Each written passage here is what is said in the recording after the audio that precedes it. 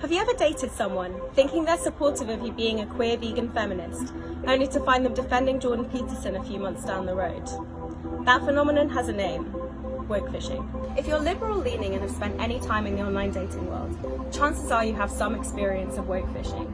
Say you match someone with ACAB in their Hinge profile. There's a photo of them at a protest, or sitting in an organic cafe drinking an oat latte and reading Audre Lorde.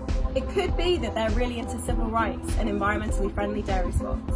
Or it could be that every element of their profile has been specially curated to make them seem more liberal and more politically engaged than they really are. Woke fishing is sort of like catfishing, but specifically for political beliefs. This isn't like changing the way you usually dress or exaggerating your interest in something to seem more attractive. This is specifically giving the impression that you care about something that you don't. At best, the woke fisher might just not care about all the liberal they used to pull. At worst, they could be manipulating their date into feeling safe around them. With the coronavirus pandemic and BLM protests making societal injustices more clear than ever, it's no surprise that singles are purposefully choosing partners who are on their same wavelength. And no surprise that others are adapting techniques to get around this.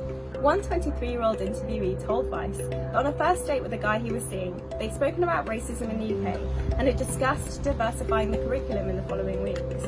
But as time progressed, he noticed the guy would laugh at racial slurs. The interviewee said, "It was like he used being a social justice warrior as a personality trait, but did the exact opposite." Relationships falling apart because of differing beliefs is not uncommon. In 2016, research found that 1.6 million couples had broken up because of rows about Brexit. Woke fishing can be particularly disturbing and damaging when those on the receiving end are part of marginalised groups themselves. 19-year-old Hannah explained that when she first met her ex, he spoke about how awful the whiteness of his education was and how he wished the south of England was more diverse.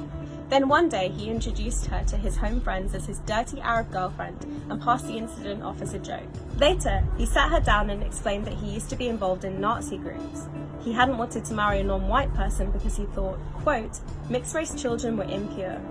They broke up shortly afterward. Sex and relationships educator Layla, who blogs as La La La Let Me Explain, believes that relationships between truly like-minded people are much more likely to be successful in the long run.